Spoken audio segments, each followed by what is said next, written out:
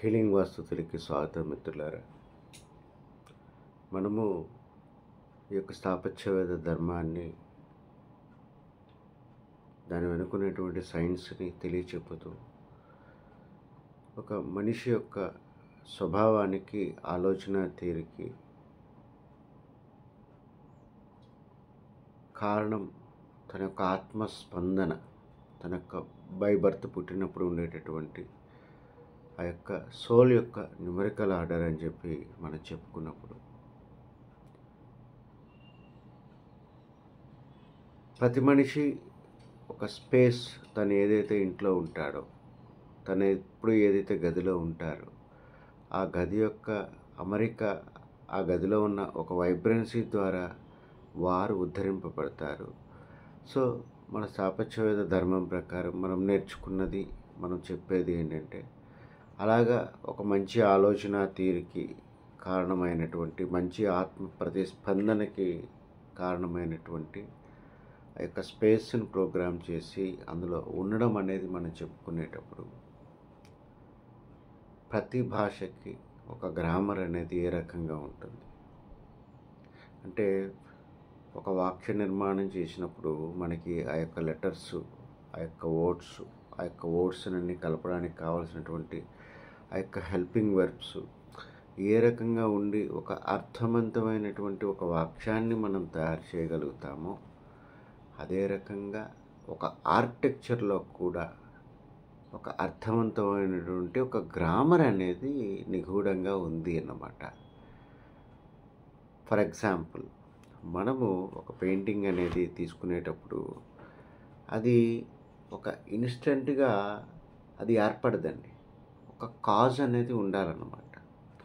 అంటే ఒక పెయింటింగ్ అనేది ఎరప్ట్ అవడానికి, మన కళ్ళ ముందు సాక్షాత్కరించడానికి మనకి ఒక ఆర్టిస్ట్ కావాలి, ఒక థాట్ కావాలి. అసలు పెయింటింగ్, ఏ రకమైన పెయింటింగ్ ఉద్భవించాలన్నది నీ ఇన్నర్గా, నీ లోపల ఒక థాట్ అనేది కలగాలన్నమాట.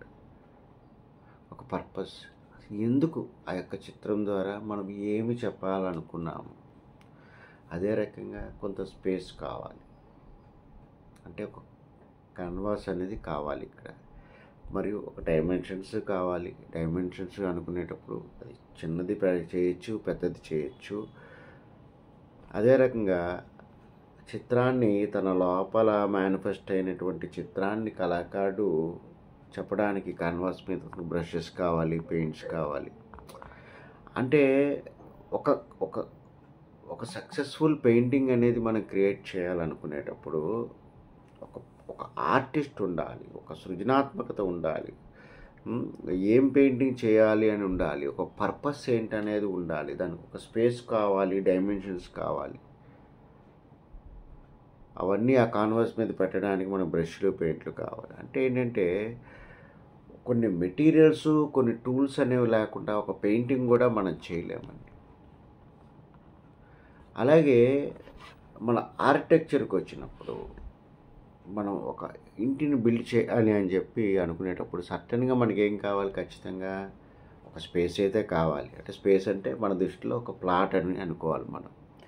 అలాగే ఒక ఆర్టిస్ట్ కావాలి. ఇక్కడ ఆర్టిస్ట్ ఎవరండి? ఎవరైతే మీకు ఆ యొక్క డిజైన్ ప్లాను ఒక 3 డైమెన్షనల్గా ముందే ఒక కళ కానీ, ఇదిగోండి మీ కొలతల్లో ఈ రకంగా ఇల్లు వస్తుందని చెప్పేటటువంటి ఒక ఆర్టిస్ట్. ఆ ఆర్టిస్ట్ మనమే అవ్వచ్చు, ఒక తాపీ మేస్త్రి అవ్వచ్చు, ఒక కాంట్రాక్టర్ అవ్వచ్చు, ఒక ఆర్కిటెక్ట్ అవ్వచ్చు, లేకపోతే నేనైనా అవ్వచ్చు. అంటే ఒక స్పేస్ కావాలి, ఒక ఆర్టిస్ట్ కావాలి. పర్పస్ ఆఫ్ ద హౌస్ ఏంటి అంటే, ఎంతమంది ఆ ఇంట్లో ఉండాలి, వారికి కావాల్సినటువంటి సౌకర్యాలు ఏంటి, అదే రకంగా వారి జన్మ నక్షత్రాలు మంచి చెడ్డ తీసుకునేటప్పుడు వారికి అనుకూలంగా స్పందించేటటువంటి ఒక ఎంక్లోజ్డ్ స్పేస్లో ఒక ప్రాపర్టీని మనం క్రియేట్ చేయాలి అన్నమాట. డిజైన్ కాన్ఫిగరేషన్, అదే రకంగా బిల్డింగ్ మెటీరియల్స్, ఇవన్నీ కాంపోనెంట్స్ అన్నమాట. దేనికి? ఒక బిల్డింగ్ అనేది కట్టడానికి. అంటే మనం చూడండి, ఒక మాట మాట్లాడటానికి, ఒక భాషకి ఒక గ్రామర్ ఎంత ముఖ్యమో, ఒక పెయింటింగ్ వేయడానికి కావాల్సిన ఇన్ని రకాల ఐటమ్స్ ఎలాగో, ఒక ఇల్లు కట్టడానికి కూడా ఇన్ని రకాల కాంపోనెంట్స్ అవసరం అన్నమాట. సో సత్యం ఏంటంటే, పెయింట్ వేయడానికి కలర్స్ అవ్వచ్చు, ఇన్స్ట్రుమెంట్ అవ్వచ్చు, అది క్రియేట్ చేయడానికి ఒక స్పందన అనేది అతనిలో కలగాలన్నమాట. ఒక ఇంటెలిజెంట్ కాజ్ అవ్వచ్చు అనమాట ఒక పిక్చర్ని క్రియేట్ చేయడానికి. సో ఇవన్నీ మనం మాట్లాడుకునేటప్పుడు ఇవన్నీ హ్యూమన్ క్రియేషన్స్ కాదు, ఒక పర్పస్ఫుల్ మేనిఫెస్టేషను. అది ఈ యొక్క నేచర్లో ఒక బర్త్ తీసుకుంటుంది, ఒక జన్మ తీసుకుంటుంది అని చెప్పి చెప్తారనమాట. సో ఇక్కడ మనము ఒక డైమెన్షన్స్ మెజర్మెంట్స్ అనే మాట్లాడుకున్నప్పుడు ఒక అటామిక్ పార్టికల్ నుంచి ఎవల్యూషన్ మొదలవుతుంది. అక్కడి నుంచి ఒక లార్జర్ యూనిట్స్ కింద పెరుగుతూ వెళ్తుంది అనమాట. సో ఆ పెరగడం అనేది ఒక మల్టిపుల్స్ ఆఫ్ 8 అనేది తీసుకుంటుంది అనమాట. మల్టిపుల్స్ ఆఫ్ 8 అనేది ఒక ప్రకృతిలో ఉన్న ఒక రిథమ్ అనమాట. అంటే ఒక ఆబ్జెక్ట్ కింద రూపాంతరం చెందడానికి ఏదైతే ఎవల్యూషన్ అయితే ఉందో ఆటం నుంచి మనం అనుకునేటటువంటి ఎవల్యూషను, అది ఒక 8 అనేటటువంటి ఒక నెంబర్ని తీసుకొని మనకి ముందుకు వెళ్తుంది అనమాట. అందువల్ల మన సమాజంలో మన యొక్క ఈ సంప్రదాయాలలో అష్ట అనేది చాలా ప్రముఖ పాత్ర వహిస్తూ ఉంటుందన్నమాట. సో ఒక ఆర్కిటెక్ట్, సపోజ్ నేనే అవ్వచ్చు, ఒక డిజైన్ అనేది ఇచ్చాము, చెందాము, ఒక కన్స్ట్రక్షన్ కడుతున్నామంటే ఏంటి, ఒక మేనిఫెస్టేషన్ అనమాట. అంటే ఒక కొత్తగా మనం క్రియేట్ చేస్తున్నాము. దీన్ని క్రియేట్ చేయాలంటే ఏం చేయాలి, మనం ఒక కన్వాస్ కావాలి. ఇక్కడ కన్వాస్ అంటే మనం కన్స్ట్రక్షన్ అనేది తీసుకునేటప్పుడు మనకు ఒక గ్రౌండ్ కావాలి, ఒక ప్లాట్ కావాలి, దాని మీద ఒక మార్కింగ్స్ అనేవి వేయాలి. అంటే ఒక అవుటర్ లైన్ చేసి దాని పరిధి చెప్పాలి. మనం ఈ యొక్క మేనిఫెస్టేషన్ అవుతున్నప్పుడు నీ యొక్క పల్సేషన్ ఇది అని మనం చూసుకునేటప్పుడు దాని యొక్క పరిధి మనము ఒక అవుటర్ వాల్ని డిఫైన్ చేసి మనము చెప్తామండి. అదే రకంగా ఒక ఇన్నర్ డైమెన్షన్స్ కూడా ఏ రకంగా ఉండాలి అనేది కూడా స్పెసిఫై చేస్తాం. సో ఒక బిల్డింగ్ లేఅవుట్ అనేది మనం తీసుకున్నప్పుడు ఏమవుతుంది, కొన్ని సీక్వెన్షియల్ పాయింట్స్, అంటే వరుసగా కొన్ని సీక్వెన్షియల్ పాయింట్స్ కానీ ఒక లైన్స్ కానీ చెప్తాము. వాటినే మనం ఒక మాడ్యూల్ అంటాము, ఒక పాద అని చెప్పి చెప్తాము. దాన్ని మనము వేసినప్పుడు దాన్ని ఒక ప్లాను అని చెప్పి చెప్తున్నాం అనమాట. అంటే ఇక ప్లాన్ అంటే ఏంటండి, ఒక అర్థవంతంగా ఒక క్యూబికల్గా ఉన్నటువంటి ఒక మాడ్యూల్స్ని, దీర్ఘచతురస్రం కావచ్చు, చతురస్రం కావచ్చు, వాటి యొక్క సమ్మేళనము, పాదాల యొక్క సమ్మేళనము. ఆ సమ్మేళనం అనేది 64 కూర్పు ఉండాలా, 81 కూర్పు ఉండాలా అనేది మనం అక్కడ పర్పస్, మనం వేసేటటువంటి వాస్తుపురుష మండలిని అందులో ఏ రకంగా శక్తి ఉద్భవించాలి అనే దాన్ని బట్టి మనకు ఉంటుంది. అంటే ఒక ఫండమెంటల్ ఫీచర్ అంటే ఏంటంటే, ఈ రకంగా డిమార్కేట్ చేసి ఒక అవుటర్ వాల్ వేసి ఇన్నర్ విభాగాల కింద విభజించి బ్రహ్మస్థానాన్ని గుర్తించి ఈ ప్రాసెస్ మొత్తాన్ని మనం ఏం చేస్తామంటే ఒక మాడ్యులర్ లేఅవుట్ అని చెప్పి చెప్తాం అన్నమాట శాస్త్రాస్లో. దాన్నే పద విన్యాస అని చెప్పి చెప్తాం మనం. పద విన్యాస అంటే ఇక్కడ పద అంటే ఏంటి, ఒక భాష తీసుకునేటప్పుడు పద అనేప్పుడు ఒక వర్డ్ అండి. కానీ మన అదే రకం విన్యాస అనేది అన్నప్పుడు ఏంటి, పద విన్యాస అనే దాంట్లో 2 ఉన్నది, పద విన్యాస. పద అంటే ఒక వర్డ్, విన్యాస అనేది ఏంటండి, వాటిని జాయినింగ్ చేయడం అనమాట. ఆ యొక్క వర్డ్స్ని జాయినింగ్ చేసి ఒక మీనింగ్ఫుల్ సెంటెన్స్ ఎలా క్రియేట్ చేస్తామో ఒక ఆర్కిటెక్చర్లో కూడా ఒక పాదాస్ అనేవి మనం తీసుకొని వాటిని మీనింగ్ఫుల్గా జాయిన్ చేసుకోవడం వల్ల ఒక ఆకృతి, ఒక ప్రకృతిని మనం ఏర్పాటు చేస్తున్నాము. అంటే ఇక్కడ పద విన్యాసం అంటే ఏంటి, ఆ యొక్క చిన్న చిన్న ఒక స్మాలర్ యూనిట్స్ ఏవైతే ఉన్నాయో పాద అని చెప్పి చెప్తాం అనమాట. ఇక్కడ పాద అంటే ఏంటంటే ఒక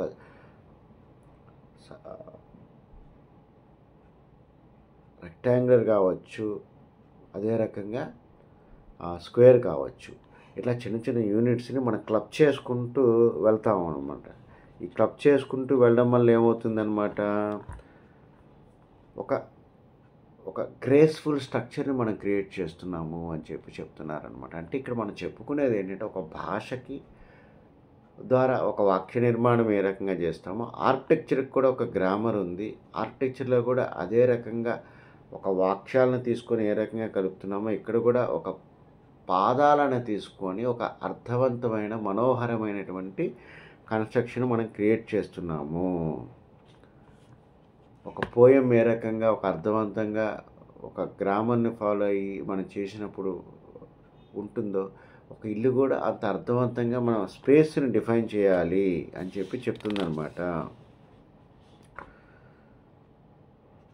సో దీన్ని బట్టి మనం ఏమర్థం చేసుకోవాలి, ఒక భాష ఒక వాక్య నిర్మాణము అనేది ఒక ఆర్కిటెక్చర్ మీద గణనీయమైనటువంటి ప్రభావం చూపెడుతుంది, ఇన్ఫ్లుయెన్స్ చూపెడుతుంది. అందువల్ల ఇక్కడ మన టీచర్స్ ఏం చెప్పారంటే వాక్యపాదియ అనేది ఏం చెప్తుందంటే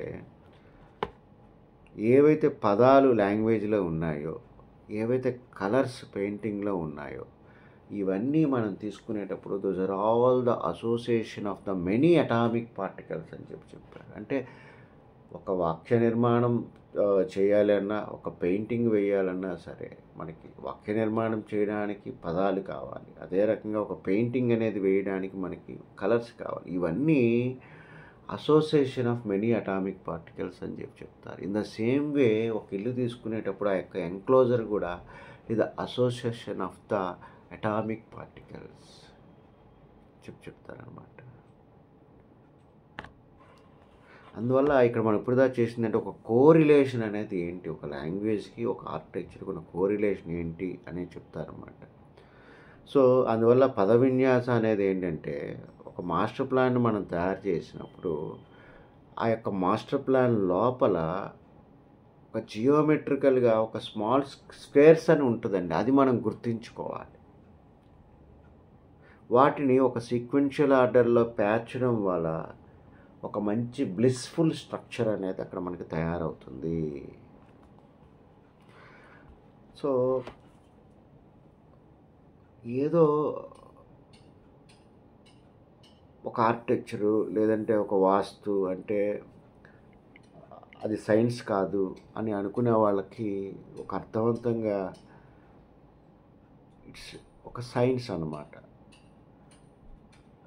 ఒక భాషకి ఒక గ్రామర్ ఉన్నట్టు, ఒక పెయింటింగ్కి ఒక పద్ధతి గ్రామర్ ఉన్నట్టు, ఒక ఆర్కిటెక్చర్కి కూడా మనకి ఒక గ్రామర్ అనేది ఉన్నది.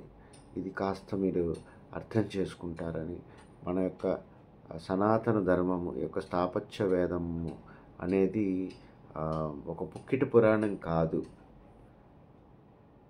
ఇందులో ఒక సైన్స్ దాగుంది. మనం ఒక ఇల్లు కట్టినప్పుడు ఒక ఎన్క్లోజర్లో ఒక వాతావరణాన్ని మనం డిఫైన్ చేస్తున్నాము, ఆ యొక్క పల్సేషన్ని మనం డిఫైన్ చేస్తున్నాము. ఆ యొక్క పల్సేషనే పరమాత్ముడు, అందులోనే ఆ దైవత్వం ఉన్నది. Thank you very much.